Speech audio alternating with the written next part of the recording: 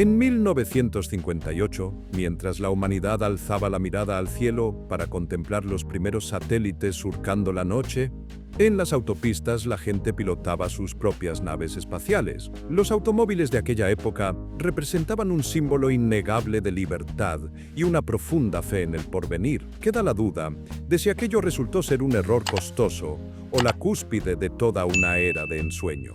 Acompáñenme a descubrirlo para entenderlo mejor. El contexto de la era espacial.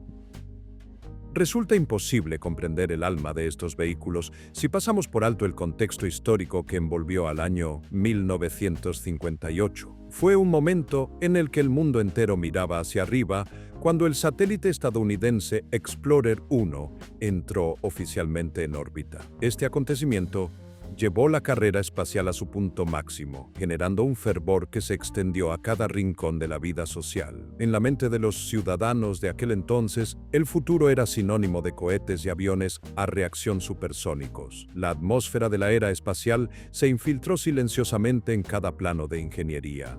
Por supuesto, los diseñadores automotrices no podían quedarse al margen de este fascinante juego. Se negaban a crear aburridos vehículos de 4 ruedas destinados únicamente a satisfacer necesidades básicas de transporte. Su ambición iba mucho más allá, pues deseaban otorgar a aquellas máquinas alas de cazas de combate y tubos de escape que simularan motores a reacción. La carrocería exterior debía estar bañada en cromo reluciente, emulando la coraza de las naves espaciales a punto de despegar. Cada automóvil que salía del taller llevaba consigo el anhelo de conquistar las estrellas, un sentimiento compartido por toda una generación. Aquello era verdaderamente el sueño americano fundido en metal incandescente. La gente creía firmemente que poseer un coche con forma de cohete les permitiría formar parte de una nueva era moderna. Las curvas aerodinámicas, así como los detalles ornamentales en forma de rombo o flecha, carecían de utilidad técnica, pero poseían un valor espiritual inmenso. Hacían que el conductor sintiera que manejaba una máquina venida del futuro, en lugar de un medio de transporte convencional. Precisamente, este particular trasfondo cultural sentó las bases para el nacimiento de los diseños automovilísticos más singulares jamás registrados en la historia. Sin embargo, en medio de aquel fervor por la era espacial, un instante de observación a escondidas a través de una valla hizo que el sueño de General Motors se tambaleara desde sus cimientos. Antes de que GM pudiera alcanzar las deslumbrantes cimas del diseño, tuvo que soportar un duro golpe por parte de la competencia. Esta dramática historia comenzó en un hermoso día de 1956 y tuvo como protagonista a Chuck Jordan. Él era un joven diseñador de GM lleno de talento y entusiasmo. Impulsado por la curiosidad propia de su edad, condujo hasta las cercanías de la fábrica de su rival Chrysler para examinar la situación. En aquella época, Chrysler era considerada la empresa más débil del mercado. Sus diseños anteriores solían ser tildados de aburridos y carentes de innovación frente al esplendor de GM. Por lo tanto, la confianza de los empleados de GM era inmensa. Creían que lideraban el sector y que nadie podría alcanzarlo. Pero el momento fatídico llegó cuando Chuck Jordan echó un vistazo a través de la reja de acero hacia el aparcamiento de vehículos terminados del rival. La sonrisa de satisfacción en su rostro se desvaneció de inmediato. Ante sus ojos se encontraban los modelos Plymouth de 1957, completamente novedosos, esperando ser despachados. Eran radicalmente distintos a lo que él había imaginado. Había desaparecido la apariencia alta y torpe de los coches anticuados a los que GM seguía aferrada. En su lugar, aparecían automóviles con un centro de gravedad bajo y una postura ancha, transmitiendo una sensación de estabilidad y deportividad. El parabrisas estaba diseñado con amplitud, ofreciendo una visión panorámica y una belleza vanguardista. El detalle que dejó a Chuck Jordan verdaderamente atónito fueron las afiladas aletas traseras que se alzaban orgullosas hacia el cielo. Ese era el famoso estilo forward look de Virgil Exner. Se trataba de una visión de diseño proyectada hacia el frente, llena de audacia y determinación. Chrysler había llevado a cabo silenciosamente una mejora y una transformación, dejando a GM atrás por toda una generación, en cuanto a pensamiento creativo. Mientras GM seguía luchando con formas redondeadas y pesadas, Chrysler ya había adoptado líneas nítidas y perfiles aerodinámicos. Chuck Jordan comprendió al instante que lo que GM estaba preparando para el año siguiente ya se había vuelto obsoleto incluso antes de su lanzamiento. Esa sensación de asombro no era diferente a la de saberse derrotado justo antes de que suene el silbato inicial.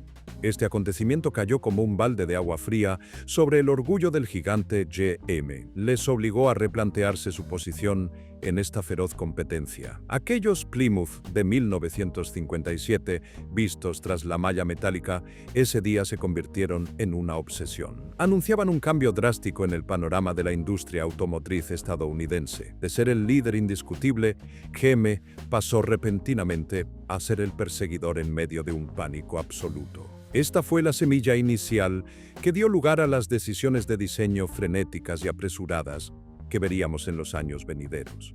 ¿Qué opinan sobre esta conmoción? ¿Acaso 1958 y 1959 representan la cumbre de la creatividad o el instante en que la industria automotriz estadounidense comenzó a desviarse de su órbita? Harley Earl, el rey que envejecía.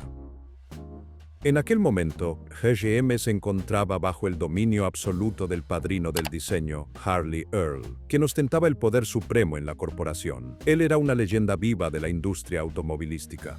Fue precisamente él quien creó el primer estudio de diseño profesional de coches en el mundo. Harley Earl también fue el padre de los modelos de arcilla, los cuales ayudaban a los creadores a visualizar los vehículos en 3 dimensiones, así como del concepto de coche conceptual que hoy en día seguimos viendo en las exposiciones. Su influencia era tan vasta que cualquier decisión sobre el estilo de los coches de GM debía recibir su aprobación. Sin embargo, a mediados de la década de los 50, la filosofía creativa de Harley Earl empezó a revelar problemas graves. Él veneraba una fórmula inmutable durante sus largos años de reinado. Creía fielmente que cuanto más caro fuera el automóvil, mayor debía ser su tamaño y peso. Sobre todo, el vehículo tenía que estar repleto de cromo. Para él, ese material brillante representaba el símbolo supremo de la clase y el lujo extremo. Un coche sin cromo resplandeciente no merecía ser llamado vehículo de lujo. Earl también fue pionero en aplicar la estrategia de la obsolescencia dinámica. Esta táctica obligaba a los consumidores a comprar coches nuevos constantemente al modificar el aspecto exterior cada año, haciendo que los modelos anteriores parecieran anticuados y poco atractivos. A pesar de ello, la ley del tiempo resulta ineludible. El rey de Detroit estaba envejeciendo paulatinamente y sus gustos estéticos empezaban a desentonar con el ritmo de la nueva era. Mientras el mundo evolucionaba hacia estéticas más ligeras, elegantes y aerodinámicas, Earl seguía inmerso en la corpulencia y la pesadez. No se daba cuenta de que el lujo no tenía por qué ir acompañado del exceso de volumen. El conservadurismo de alguien que había permanecido en la cima durante tanto tiempo se convirtió involuntariamente en un obstáculo para la innovación. Seguía aferrado a su visión de la belleza majestuosa al estilo antiguo, mientras que los clientes comenzaban a anhelar la modernidad y la velocidad propias de la era espacial. Bajo su liderazgo, GM se asemejaba a un gigante dormido sobre sus laureles. Confiaban demasiado en la fórmula del éxito del pasado, ignorando que el mundo exterior cambiaba vertiginosamente día tras día. Los coches creados bajo la dirección de Earl se alejaban cada vez más de las tendencias generales. Parecían monumentos móviles en lugar de máquinas al servicio de las personas. Este desfase fue la causa profunda que llevó a la decadencia de GM frente a competidores más ágiles como Chrysler. El gran Harley Earl se había convertido, sin quererlo, en una carga para el propio imperio que él mismo ayudó a construir. La trampa de los 3 años.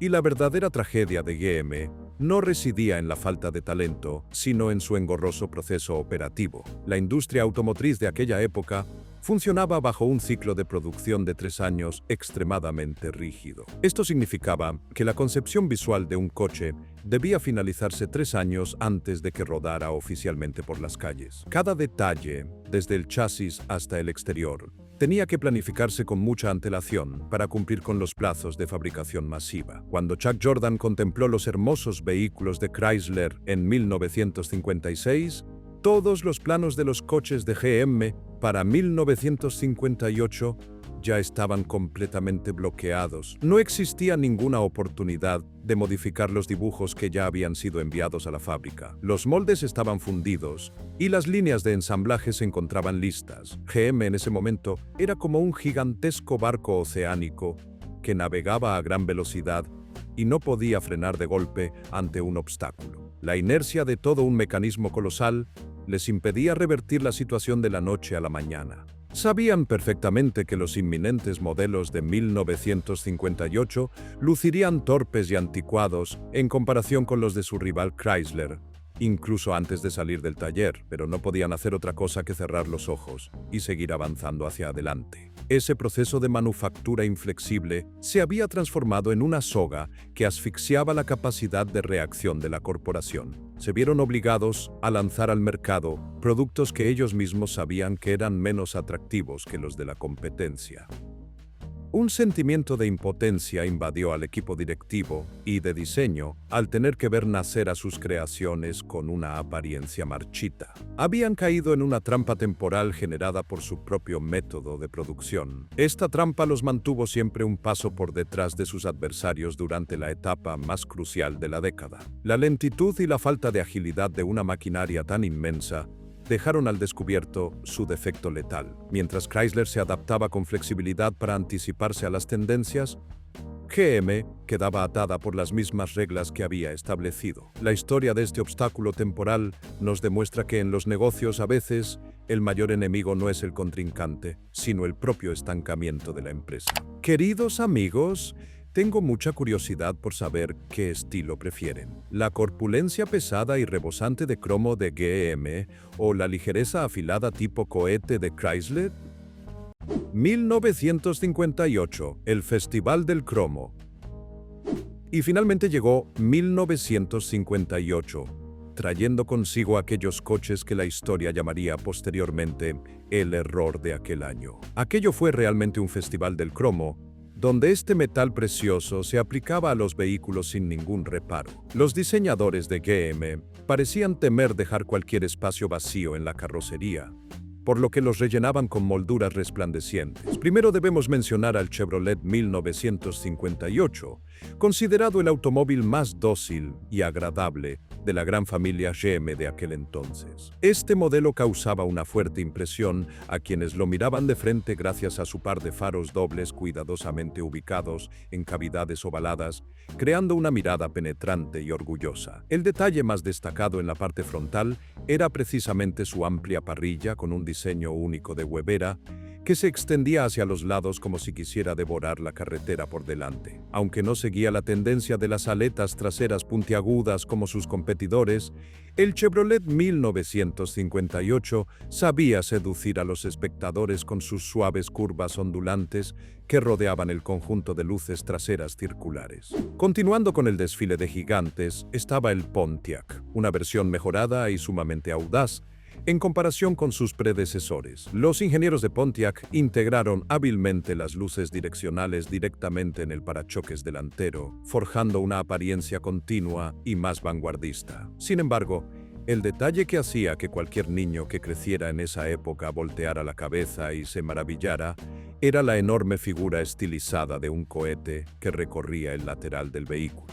Por si fuera poco, la parte trasera estaba diseñada para simular un motor a reacción con 4 luces rojas y redondas, luciendo como si estuviera a punto de escupir fuego para propulsar el coche en la oscuridad de la noche. Si Chevrolet y Pontiac todavía conservaban cierta moderación, la verdadera locura creativa de 1958 comenzó a estallar violentamente con el nombre de Oldsmobile. Personalmente, suelo llamar a esta línea de vehículos en tono de broma el Chrome Mobile, debido a la cantidad de metal brillante que lo revestía, la cual iba más allá de lo imaginable. Se le podría comparar con una rocola andante brillando intensamente en medio de la penumbra. Las barras de cromo recorrían la carrocería de manera aleatoria, sin obedecer a ninguna regla estética, generando una sensación de confusión y redundancia. Además, sus luces traseras estaban rodeadas y atrapadas por gruesos bloques de metal, haciendo que la parte posterior luciera más pesada que nunca.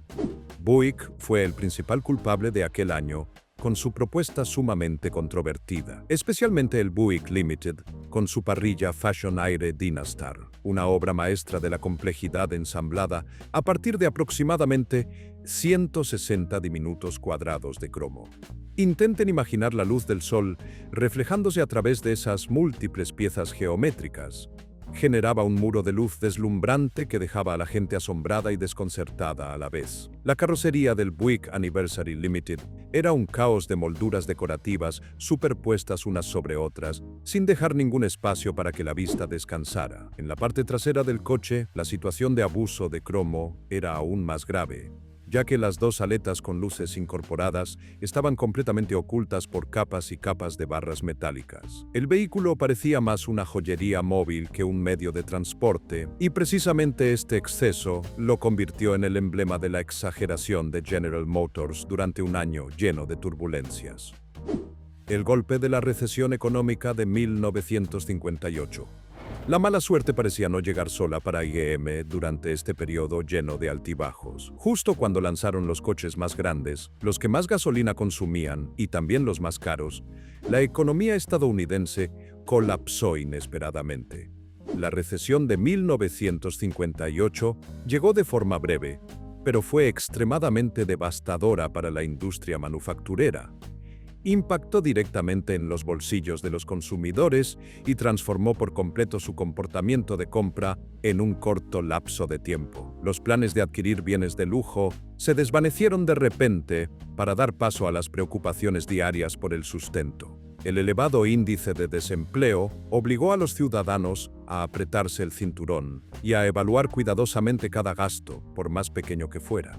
En ese contexto, comprar un automóvil nuevo se convirtió en una decisión sumamente difícil. Nadie quería desembolsar una gran suma de dinero para adquirir un monstruo que bebía gasolina como si fuera agua. Aquellos vehículos recubiertos de cromo se volvieron de pronto ridículos y ajenos a la realidad de la sociedad. Las ventas cayeron estrepitosamente en todos los frentes, especialmente en las gamas medias que solían ser la gallina de los huevos de oro de GM.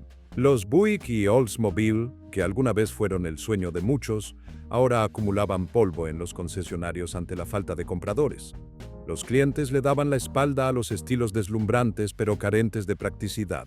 Necesitaban opciones más económicas y eficientes para superar esta sombría etapa económica. El desajuste entre los productos de GM y las exigencias del mercado había alcanzado su punto más crítico. El factor económico actuó como un golpe de gracia que hizo que el fracaso creativo de GM resultara 1000 veces más doloroso. Si la economía hubiera seguido prosperando, tal vez la gente habría continuado comprando esos relucientes coches cromados por pura vanidad, pero cuando el presupuesto se ve afectado, la razón toma el control.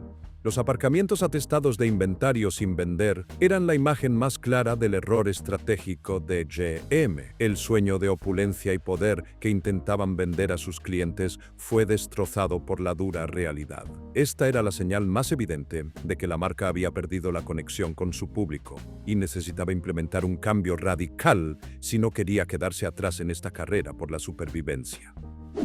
El golpe de estado silencioso.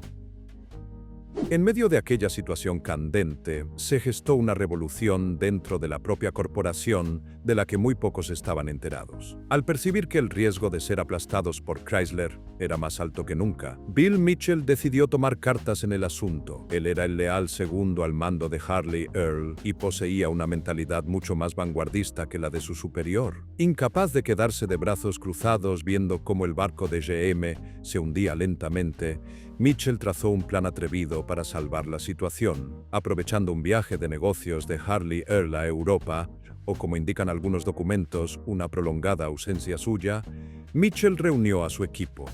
Llevó a cabo un motín silencioso justo en el estudio de diseño de la compañía. Mitchell tomó una decisión histórica. Ordenó desechar por completo todas las maquetas anticuadas que ya habían sido aprobadas para 1959. Su mandato fue muy claro: y resonó con firmeza en toda la sala. Hagamos algo que derrote a Chrysler. Mitchell comprendía que si seguían transitando por el mismo camino trillado de Earl, la empresa se hundiría y perdería su liderazgo. Aceptó arriesgar su propia carrera para apostar por un nuevo futuro comercial. Los jóvenes talentos se sintieron liberados de las estrictas normas que los habían reprimido durante tanto tiempo.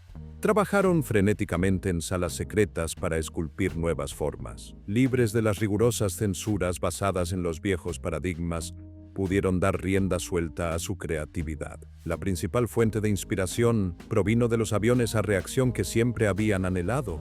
Las líneas aerodinámicas afiladas y los detalles que simulaban cohetes comenzaron a plasmarse en los bocetos. Un ambiente de trabajo entusiasta y lleno de inventiva envolvió el estudio. Sabían que estaban haciendo historia y que estaban concibiendo los automóviles que cambiarían la faz de la industria para siempre. Cada trazo de lápiz representaba un desafío a las viejas convenciones. El secretismo que rodeaba a este proyecto incrementaba aún más el dramatismo y la determinación de todos los involucrados. Trabajaron sin importarles el día o la noche para cumplir con los plazos antes de que el rey Harley Earl regresara. Esta fue una carrera contra el reloj para recuperar la gloria de GM. Y desde aquellas habitaciones ocultas se estaban formando gradualmente los nuevos íconos automovilísticos, prometiendo generar un terremoto al ser presentados al público. Resulta fascinante observar cómo la historia cambia solamente gracias a la ausencia de un líder, ¿verdad? ¿Alguna vez han tenido que romper las reglas en el trabajo o en la vida para lograr un resultado superior? 1959, la cumbre de las aletas y el salvajismo.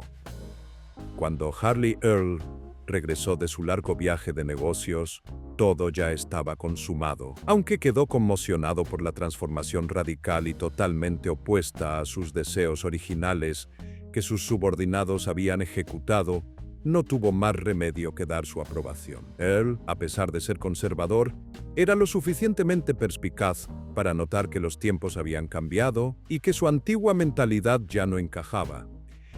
Entendió que esta era la última oportunidad para recuperar el trono. El resultado de aquel arriesgado movimiento fue el nacimiento de la línea de vehículos de 1959, con los símbolos más salvajes del siglo XX. A la cabeza de todos ellos se encontraba el legendario Cadillac Eldorado, 1959. Este representó la cúspide insuperable de la tendencia de las aletas en la historia mundial del automóvil. Su par de aletas traseras se alzaba imponente a más de 1 metro del suelo, forjando una silueta majestuosa y desafiante.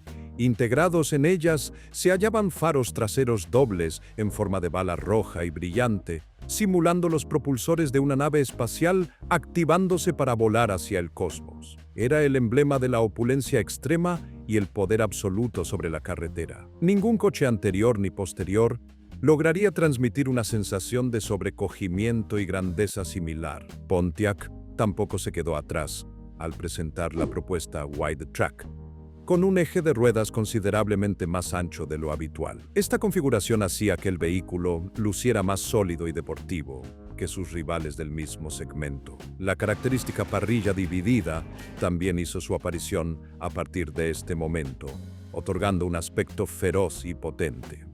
Por su parte, Buick abandonó por completo la tosquedad del año previo para adoptar un contorno agudo llamado Delta Wing.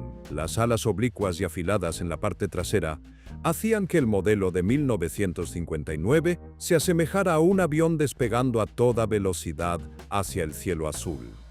Todos los modelos de 1959 compartían un lenguaje estético común basado en la ruptura y el afán de conquista. Ya no eran pesados bloques de metal, sino que habían mutado en obras de arte de alta velocidad. El salvajismo en sus trazados alcanzó su punto máximo, logrando que cualquiera que los contemplara quedara maravillado. Esta fue la respuesta más contundente que GM envió a su adversario y al mundo entero.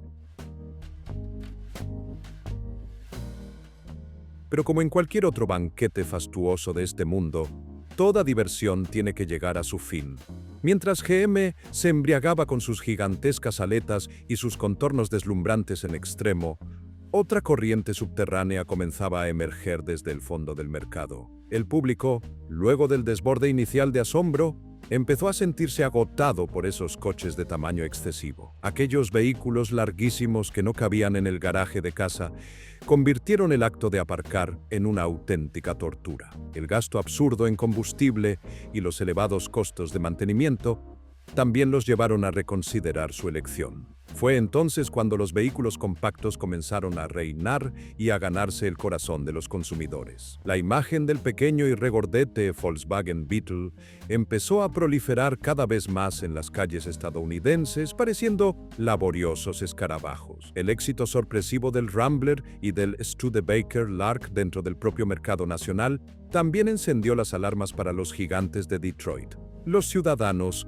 tras la borrachera de ostentación, empezaron a requerir mayor practicidad y ahorro en vez de sueños fantasiosos y costosos. Se percataron de que un buen automóvil debía ser, ante todo, un medio de transporte eficiente y no una joya presumida. La era de las enormes aletas y el cromo superfluo concluyó con la misma rapidez con la que había comenzado. Las preferencias de los compradores variaron vertiginosamente, obligando a las marcas a reajustar sus estrategias de manufactura.